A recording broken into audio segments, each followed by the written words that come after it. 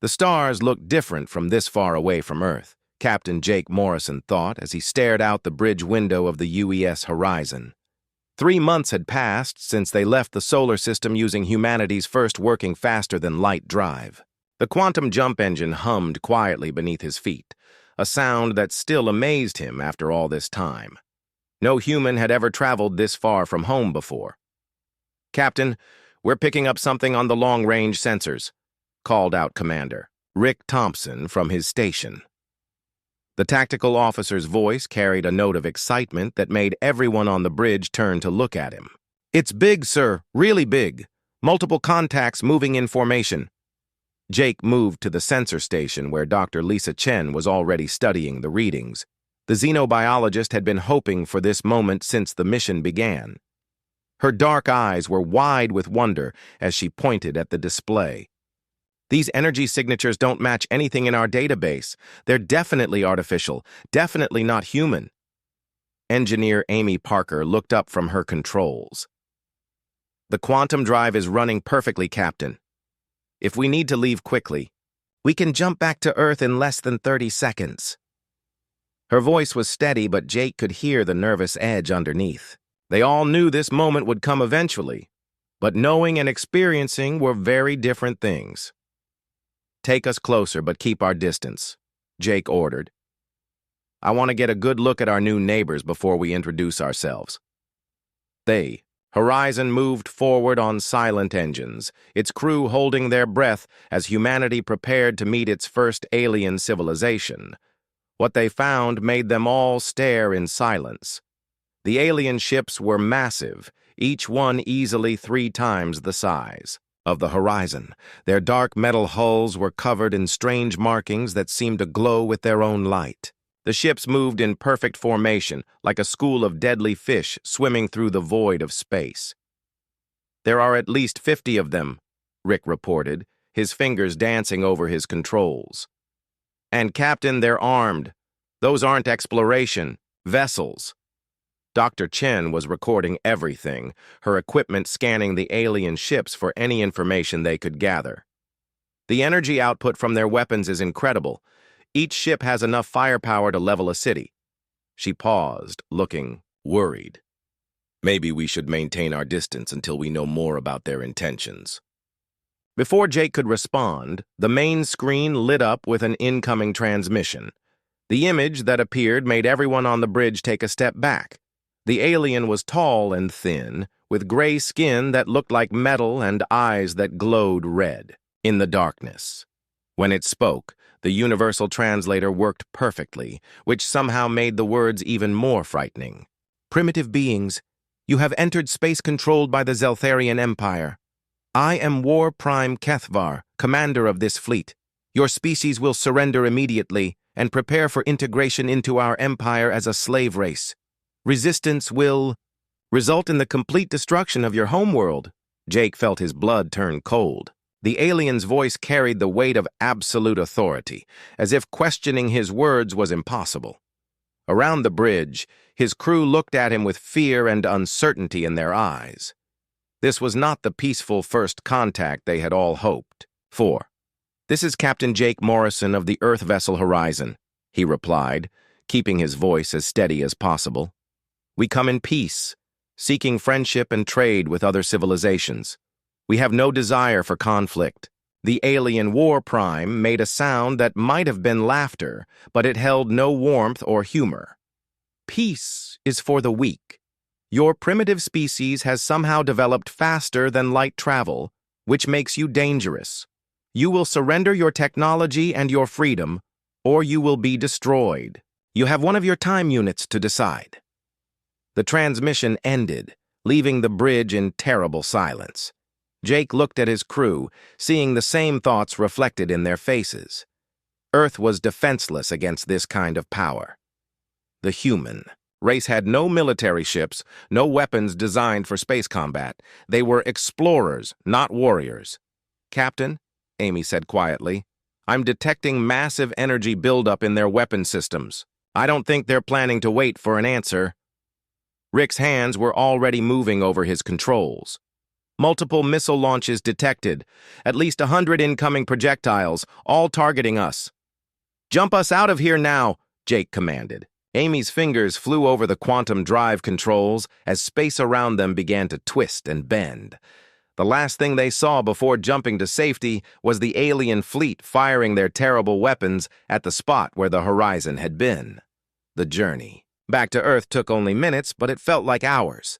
When they finally arrived in Earth's solar system, Jake knew their lives had changed forever. Humanity was no longer alone in the universe, and their new neighbors wanted them dead or enslaved. As the horizon approached Earth, Jake began composing the most important message in human history, one that would tell his species they were about to fight for their very survival. 6 months had passed since the horizon brought news of the Zeltharian Empire to Earth, and the planet had changed completely. Admiral Helen Cross stood in the command center deep beneath Geneva, watching dozens of screens showing humanity's desperate preparations for war. Every nation on Earth had put aside their differences to face this threat together. It was the first time in human history that the entire species had united for a single purpose. Dr. Marcus Webb ran into the command center, his lab coat still smoking from another experiment. The scientist had barely slept since beginning his analysis of the Zeltharian technology they had recorded. "Admiral, we've made a breakthrough. Their weapons and shields work on completely different principles than ours. They use pure energy manipulation, but our projectile weapons might actually work better against them." General Frank Davis looked up from his tactical planning. "What do you mean, Doctor? Their ships are massive and heavily armed. How can our primitive weapons compete with that kind of firepower?" Webb activated a holographic display showing the comparison between human and alien technology. "Think of it this way, General. They've been fighting other energy-based civilizations for so long that they've never encountered kinetic weapons. Their shields stop energy, but a simple metal projectile moving fast enough might pass right through."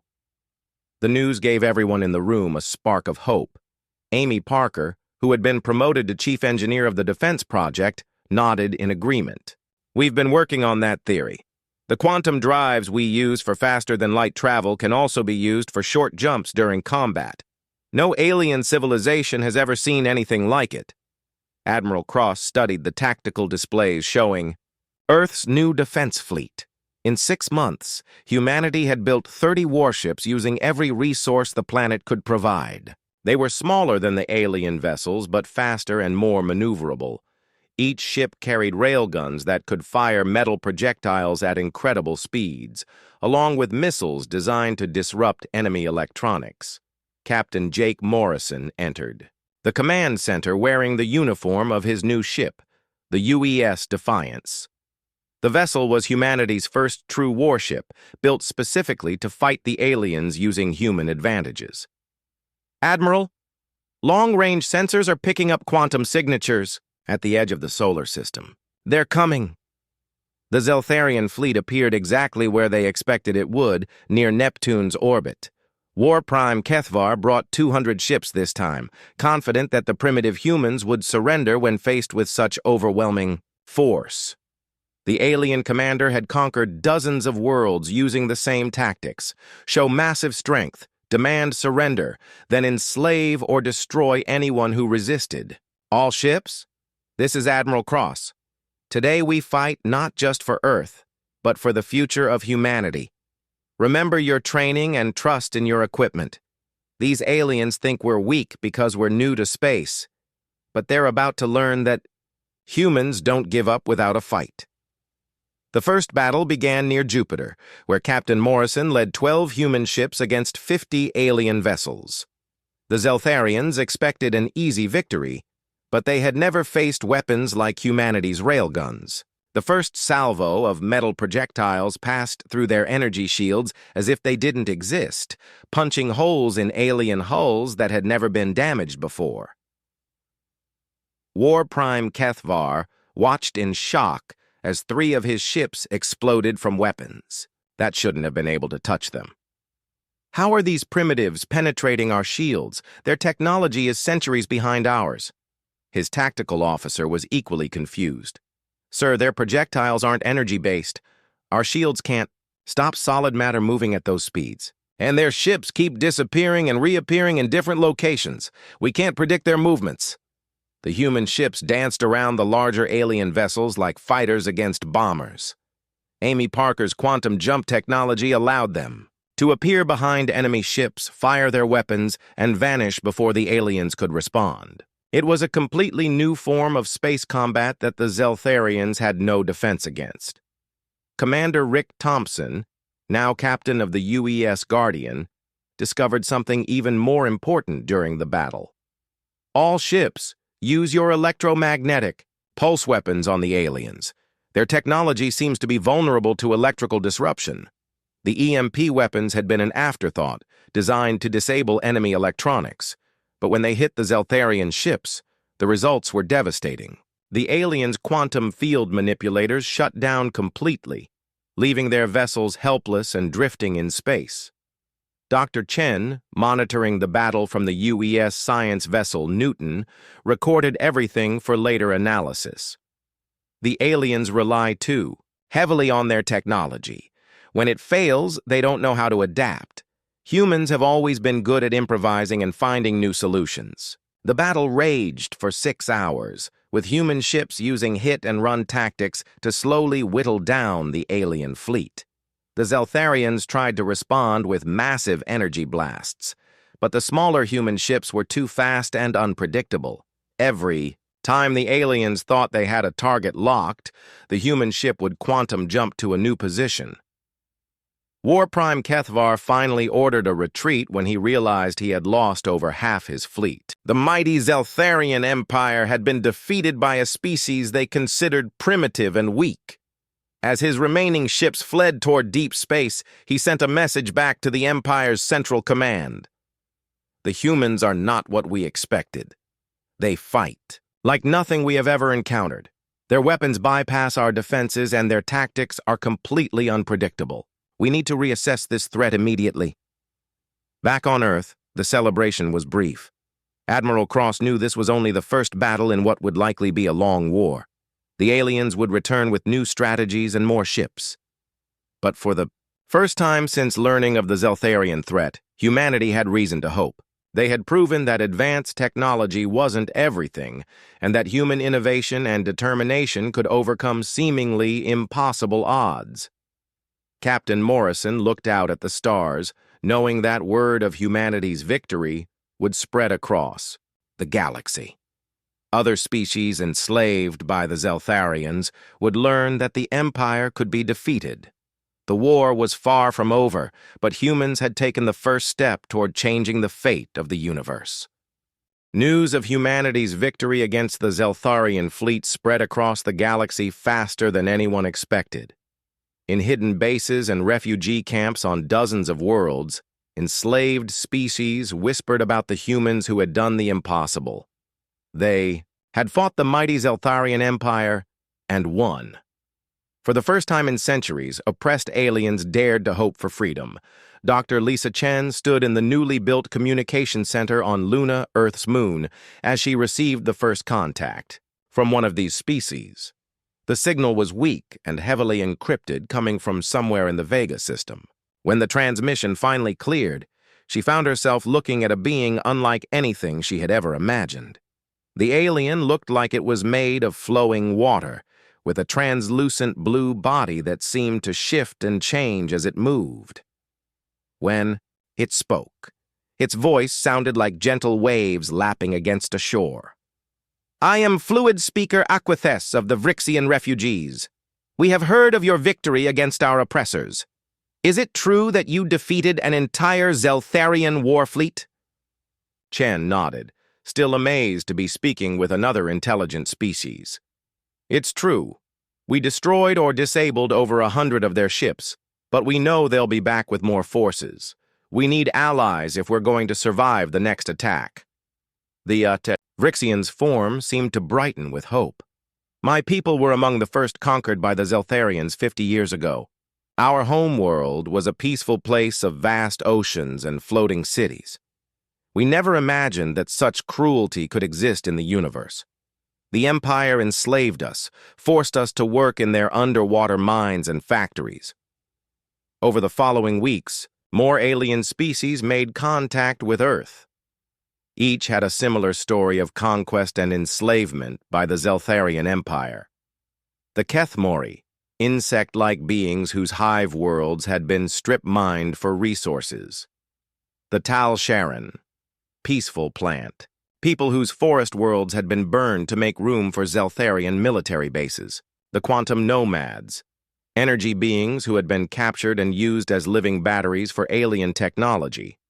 Captain Jake Morrison found himself leading diplomatic missions to secret meeting places across the galaxy.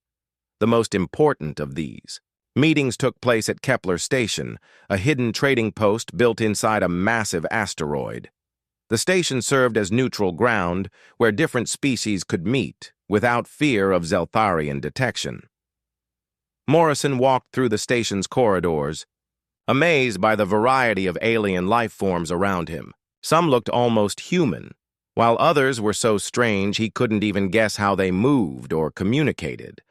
All of them watched him with a mixture of curiosity and hope. To them, he represented something they had thought impossible. Successful resistance against the Empire. In the station's main conference room, Morrison met with representatives from a dozen different species. But the most important meeting was with a tall, gray-skinned figure who sat apart from the others. This was Zaratul, a former Zeltharian military commander who had defected from the Empire after witnessing their treatment of conquered species. "Captain Morrison," Zaratul said, her red eyes glowing softly in the dim light. "I served the Empire for 30 years before I could no longer stomach their cruelties. Your species has done something that I thought impossible. You have shown that the Zeltharians can be defeated." Morrison leaned forward, interested in what this former enemy could tell them. "We won one battle, but we know they'll return with overwhelming force. What can you tell us about their military structure and tactics?" Zaratul activated a holographic display showing the layout of Zeltharian space. "The Empire controls over 1,000 star systems, but their power comes from fear as much as strength. Most of their military is spread thin, keeping conquered worlds in line. Their real strength lies in their central command on Dominax Prime, the fortress world where the War Council makes all strategic decisions." Amy Parker, who had accompanied Morrison on this mission, studied the tactical information with great interest. "Their ships all seem to follow the same design principles: large, heavily armed, but not very maneuverable. We've proven that our smaller, faster ships can outfight them, but we need better weapons if we're going to face their entire military." Dr. Marcus Webb had been working with alien scientists since the first refugees made contact with Earth.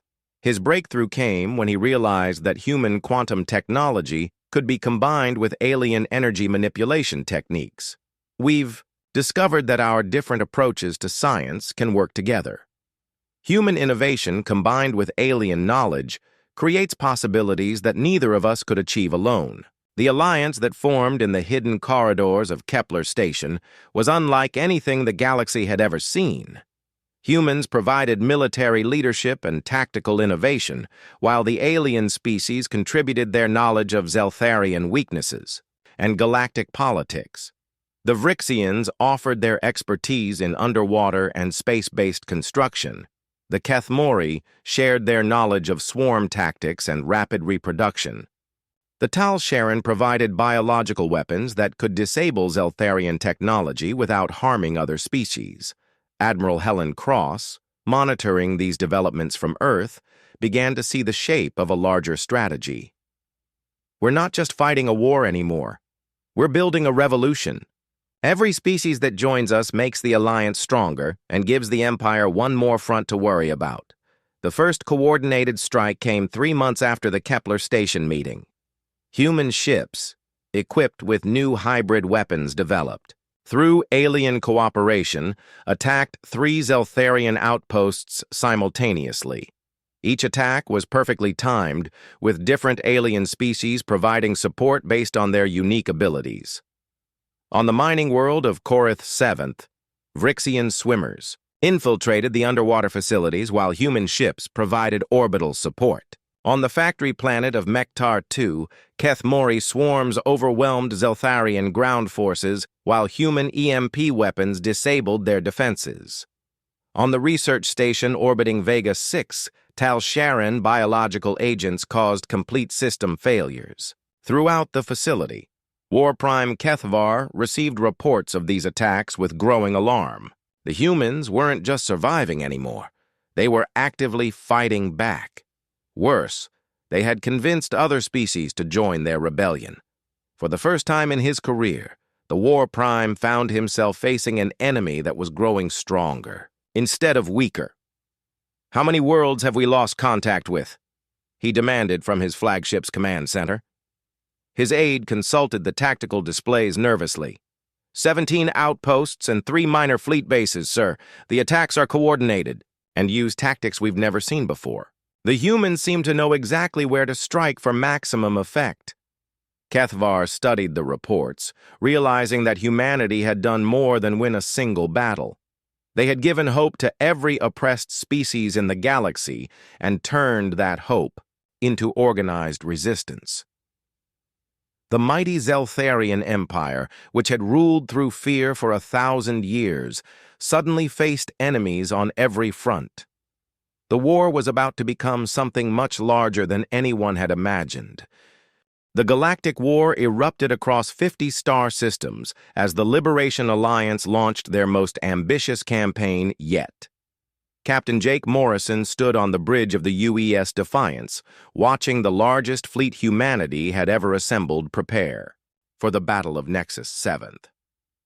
200 Alliance ships from a dozen different species moved in perfect formation, their hulls gleaming in the light of the system's twin suns. "All ships report ready for combat," Commander Rick Thompson announced from his position aboard the UES Guardian. The human fleet had grown to include vessels built with alien technology, creating hybrid warships that combined the best of both approaches to space combat. Enemy contacts detected at long range. Zeltharian force appears to be 3 times our size. Morrison felt the familiar tightness in his stomach that came before every battle, but he also felt something new: confidence. The Alliance had won every engagement for the past 6 months, and their tactics had evolved far beyond what any single species could have developed alone. "Amy, are the new jump strike vessels ready for deployment?" Engineer Amy Parker smiled from her station aboard the prototype vessel UES Lightning. She had spent months developing these new ships, small craft equipped with quantum drives that could appear inside enemy formations without warning. "All 12 vessels are standing by, Captain. The Zeltharians have never seen anything like this." The battle began as Zeltharian War Commander Vex Thul led his massive fleet into the Nexus system. He commanded over 600 ships, confident that sheer numbers would overwhelm the Alliance forces. The Zeltharians had ruled the galaxy for 1,000 years through superior firepower, and Vex Thul saw no reason why this battle should be any different. "Begin standard attack formation," he ordered his fleet. "These rebels may have won a few minor skirmishes, but they cannot stand against the full might of the Empire. Target their command ships first, and the rest will surrender." What happened next shattered everything Vex Thul thought he knew about space warfare. The Alliance fleet split into dozens of smaller groups, each moving in seemingly random directions. Before the Zeltharian commander could respond, 12 tiny ships appeared directly in the middle of his formation, as if they had materialized. From nothing, Amy Parker and her jump strike pilots unleashed devastating attacks on the Zeltharian capital ships. Their weapons, developed through Alliance cooperation, combined human railgun technology with Vrixian energy amplifiers and Keth Mori targeting systems. The result was firepower that could punch through any shield the aliens had ever developed. "Impossible," Vex Thul muttered as he watched 3 of his largest ships explode in rapid succession. "Where did those vessels come from? How are they appearing inside our defensive perimeter?" His tactical officer was equally confused. "Sir, they seem to be using some form of short-range teleportation. Our sensors detect quantum fluctuations just before they appear, but we can't predict where they'll strike next. The Alliance fleet pressed their advantage, using tactics that no Zeltharian commander had ever encountered. Vrixian ships, designed for underwater combat, moved through space like schools of fish, coordinating their attacks through biotechnological communication networks. Keth Mori vessels attacked in swarms, overwhelming individual targets with thousands of small fighters. Tal Sharon biological weapons caused cascade failures throughout enemy systems. Captain Morrison coordinated the assault from the center of the chaos, his ship jumping from position to position as human quantum drives allowed. Impossible maneuvers. All units, focus fire on their command ship. If we can disable their leadership, the rest of their fleet will lose coordination. Dr. Marcus Webb, monitoring the battle from his research vessel, made a crucial discovery during the fighting. Captain, I'm detecting massive energy signatures from the planet's surface. The Zeltharians have some kind of installation down there that's feeding power to their entire fleet. Dr. Lisa Chen, working with Zaratul aboard a captured Zeltharian vessel, identified the source of the energy readings. It's a dark matter converter, one of the ancient power sources that the Empire uses to fuel their technology.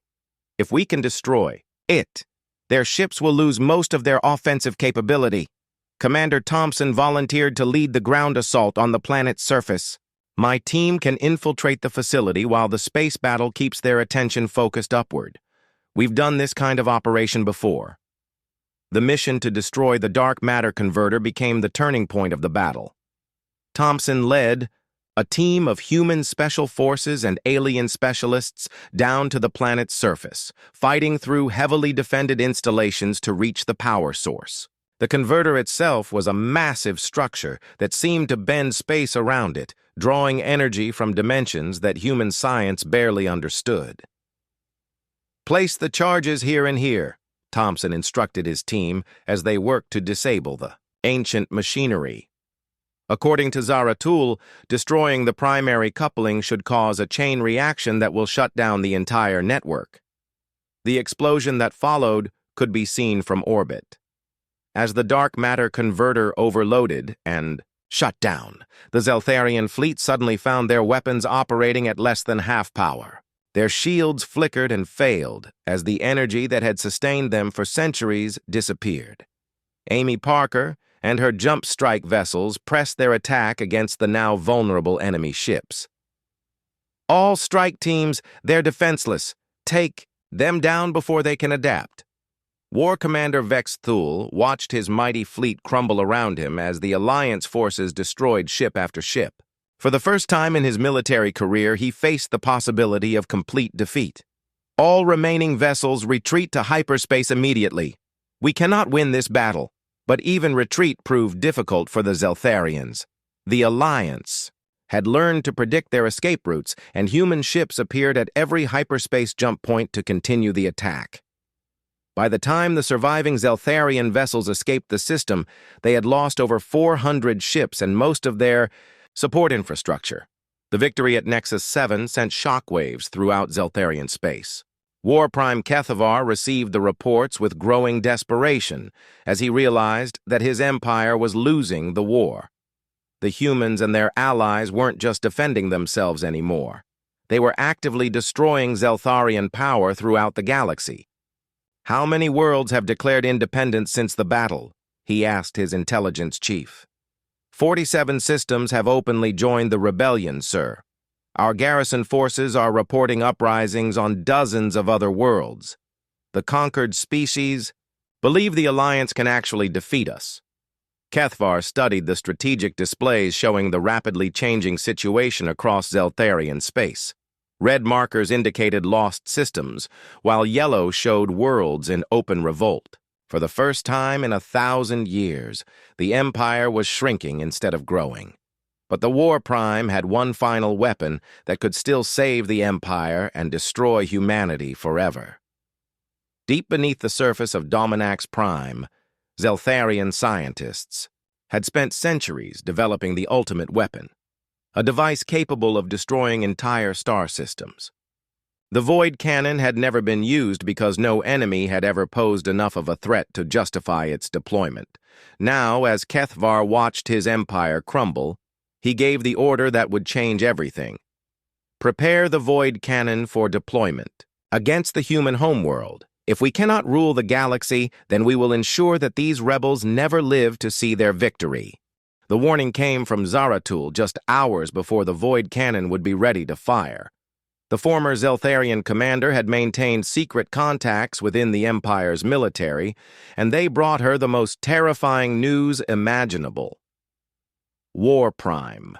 Kethavar had authorized the use of their ultimate weapon against Earth itself. The void cannon can destroy an entire star system, Zaratul explained to the emergency council meeting aboard the Alliance flagship.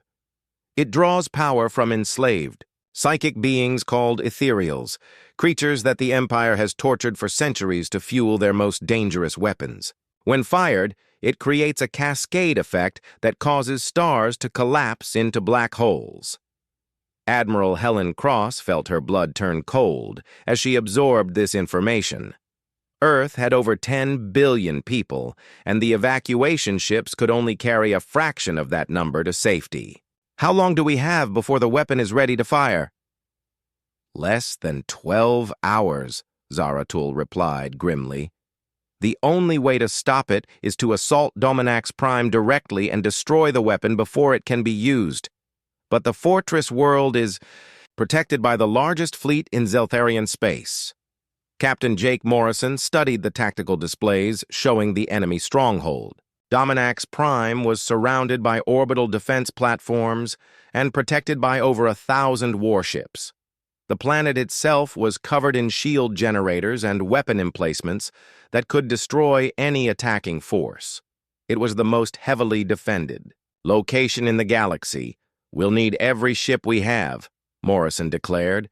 This isn't just about saving Earth anymore. If the Zeltharians are willing to use the void cannon against us, they'll use it against any world that opposes them. We have to stop this weapon or the entire galaxy will live in fear forever. General Frank Davis coordinated the desperate evacuation of Earth while the Alliance fleet prepared for their final assault. Massive transport ships carried millions of people to Mars and the outer colonies, but everyone knew that most of humanity would still be on Earth when the battle was decided. The fate of the human race rested on the outcome of the attack on Dominax Prime. The largest space battle in galactic history began when the Alliance fleet dropped out of hyperspace at the edge of the Dominax system. Over 500 ships from dozens of species faced off against the entire remaining strength of the Zeltharian Empire. The odds were impossible, but surrender meant the death of everything they had fought to protect. All ships. This is Admiral Morrison, Jake announced. To the fleet. He had been promoted to admiral for this final battle, commanding forces that represented the hopes of every oppressed species in the galaxy. Today we fight not just for victory, but for the future of freedom itself. Whatever happens, make sure our children know that we tried. The Alliance fleet attacked in waves, using every tactic they had developed during months of warfare. Amy Parker led her jump strike vessels in hit-and-run attacks against the orbital defense platforms, appearing and disappearing like ghosts as they destroyed the massive weapon systems. Vrixian ships moved through the battle like living creatures, their biological technology allowing them to adapt and evolve their tactics in real time. But the real battle would be fought on the planet's surface, where Dr. Marcus Webb and Dr. Lisa Chen led a desperate mission to find and free the ethereals. Powering the void cannon. According to Zaratul, these psychic beings were held in the deepest levels of the fortress complex, their suffering converted into the energy needed to power the ultimate weapon. The facility is heavily guarded, Zaratul warned as their infiltration team prepared to enter the planet's atmosphere.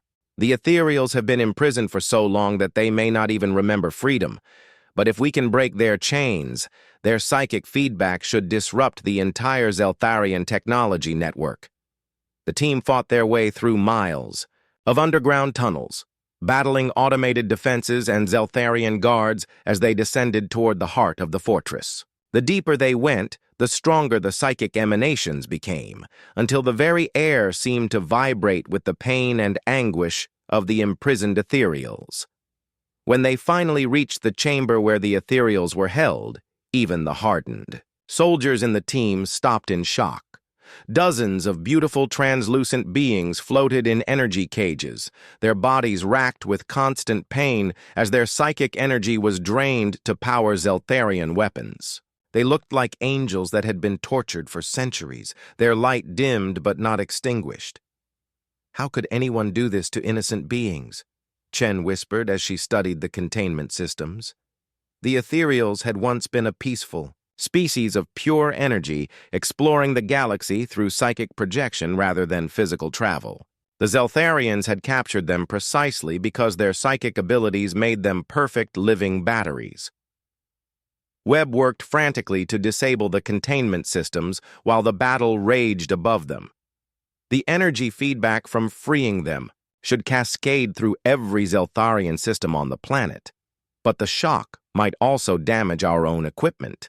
As the first containment cage opened, the freed ethereal looked at its rescuers with eyes that held the wisdom of ages. When it spoke, its voice rang directly in their minds rather than through sound. We remember freedom, and we remember those who showed us kindness. The pain ends today. The liberation of the ethereals created a psychic shockwave that spread across the entire planet. Zeltharian technology, which had relied on enslaved psychic energy for centuries, began to fail as the ethereals turned their power against their former captors. Ships crashed as their control systems overloaded, weapon systems exploded as energy feedback destroyed their internal components. Commander Rick Thompson, leading the assault on the Void Cannon itself, felt the facility shake around him as the psychic storm grew stronger. "All teams, the weapon is destabilizing. We need to evacuate the area immediately." But War Prime Kethvar, driven mad by the collapse of everything he had believed in, made one final desperate attempt to activate the Void Cannon manually. The psychic feedback had damaged the automated systems, but the weapon could still be fired if someone was willing to sacrifice their life to trigger it. "If the Empire falls, then the galaxy falls with it," Kethvar screamed as he fought his way to the weapons control center. "I will not let these inferior species inherit what we have built." Amy Parker, monitoring the situation from her strike vessel, detected massive energy buildup around the Void Cannon. "The weapon is charging manually. If it fires, the psychic feedback will destroy this entire system." Working with both human and alien technicians, Parker managed to redirect the weapon's power into the planet's core instead of outward toward the stars. The result was catastrophic for Dominax Prime, but saved the rest of the galaxy from destruction. The fortress world began to collapse as its core destabilized, giving everyone in the system only minutes to escape. The psychic storm created by the freed ethereals followed the escaping ships, spreading across Zeltharian space and liberating every enslaved psychic being in the Empire. As their power sources failed, Zeltharian technology shut down throughout the galaxy, ending 1,000 years of oppression in a single moment. Thompson sacrificed himself to ensure that the liberation team escaped safely, using his ship's quantum drive to create a barrier that protected them from the worst of the psychic feedback. His last transmission was heard across the entire Alliance fleet. "Tell Earth that we won." 1 year had passed since the fall of Dominax Prime and the collapse of the Zeltharian Empire, and the galaxy barely resembled the place it had been before. Admiral Jake Morrison stood on the observation deck of the new orbital station above Earth, watching ships from dozens of different species arrive for the first Galactic Cooperative Council meeting. The age of empires built on fear and oppression had ended, replaced by something the universe had never seen before: voluntary cooperation between equals. Earth had become the diplomatic center of the galaxy, not through conquest, but because other species recognized humanity's unique gift for bringing together different cultures and ideas. The planet's blue oceans and green continents were now home to representatives from across the known universe, all working together to build a better future for everyone. Dr. Lisa Chen walked through the halls of the new Interspecies Research Institute, marveling at how much had changed since that first encounter with the Zeltharians.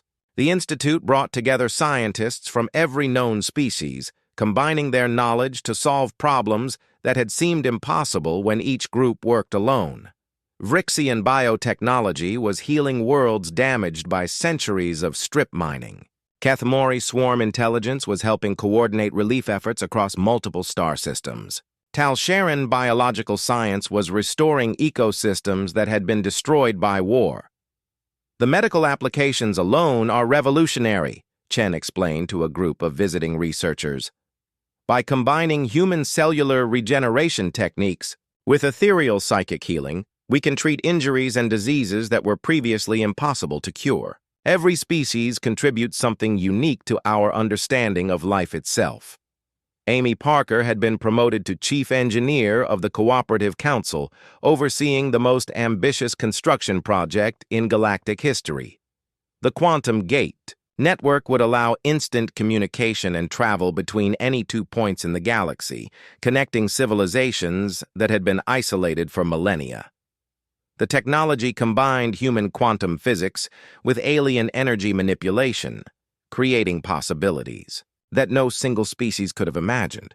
The first gate will be operational within 6 months, Parker announced to the Council Assembly. We're starting with connections between Earth, the Vrixian homeworld, and the Kethmori core systems. Once we prove the technology works safely, we can expand the network to include every inhabited world in the galaxy. The freed ethereals had chosen to remain in physical form, using their psychic abilities to help heal the trauma left by centuries of Zeltharian oppression. They worked with psychologists and counselors from every species, teaching techniques for emotional healing that transcended the boundaries between different forms of consciousness. Their presence had brought a sense of peace to the galaxy that many worlds had never experienced before. Dr. Marcus Webb continued his research into hybrid technologies, but now his work focused on creation rather than destruction. The weapons that had won the war against the Zeltharians were being converted into tools for exploration and construction. Railgun technology was used to launch cargo pods between star systems. EMP generators were modified to safely shut down dangerous alien artifacts. Quantum drives were being adapted for civilian use, making space travel accessible to ordinary citizens rather than just military forces. Every technology can be used for creation or destruction, Webb explained to his research team. Our choice is what defines us as a civilization. The Zeltharians chose to use their knowledge to dominate others. We choose to use ours to help everyone reach their full potential. The former Zeltharian territories had been transformed as well. Zaratul led the effort to help her own species adapt to life without the empire that had defined them for 1,000 years. Many Zeltharians struggled with the concept of cooperation after centuries of believing that strength meant domination, but slowly they began to understand that working with other species made them stronger than they had ever been alone. It is difficult for my people to change, Zaratul admitted during a private meeting with Admiral Morrison. We were taught that other species were inferior, that conquest was the only path to greatness. Learning to see others as equals requires us to question everything we believed about ourselves and our place in the universe. Morrison nodded understandingly. Change is never easy, especially when it requires admitting that your previous beliefs were wrong. But your people have shown that they can adapt. The Zeltharian engineers working on the Quantum Gate project are among the most dedicated team members we have. The greatest change had come to humanity itself. The species that had once been confined to a single solar system now served as peacekeepers and mediators across the galaxy. Human ships patrolled trade routes to protect merchants from pirates and raiders. Human diplomats helped resolve conflicts between species that had been enemies for centuries. Human teachers shared their knowledge of innovation and adaptation. with civilizations that had become stagnant under Zeltharian rule. Captain Sam Rodriguez, Morrison's former protege, prepared to lead the next phase of human exploration. The UES Discovery and its sister ships were equipped with the most advanced technology the Alliance could provide, combining innovations from every member species. Their mission was to explore beyond the edges of known space, seeking out new civilizations and extending the hand of friendship to species that had never known the galaxy contained allies. "We go not as conquerors, but as friends," Rodriguez declared during the launch ceremony. "Our ancestors dreamed of reaching the stars and finding others who shared their hope for a better future. Today we carry those dreams farther than they ever imagined possible." The launch of the exploration fleet marked the beginning of a new age for the galaxy. The Cooperative Council had proven that different species could work together as equals, sharing their knowledge and resources for the benefit of all. Trade flowed freely between worlds that had once been enemies. Scientific discoveries were shared openly, rather than hoarded as military secrets. Art and culture from dozens of civilizations enriched the lives of beings across the galaxy.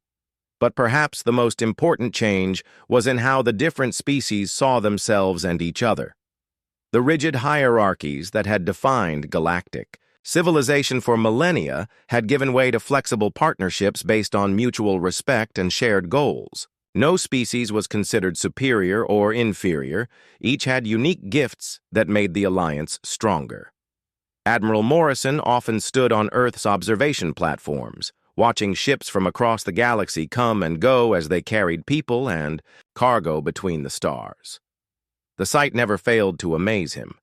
Remembering when humanity had been alone in the universe and facing extinction at the hands of a hostile empire. The quantum gates were activating on schedule, creating instant connections between distant worlds. The first message sent through the network was simple but profound. "Greetings from Earth to all our friends among the stars. The universe is vast enough for all of us to find our place among the wonders it contains." As the message spread across the galaxy at faster than light speed, it carried with it the promise of a future where exploration and cooperation would replace conquest and oppression. The humans who had changed the fate of the universe had given the greatest gift imaginable: the knowledge that strength comes not from dominating others, but from helping them reach their full potential. The age of empires was over. The age of cooperation had begun, and the universe itself seemed brighter for it.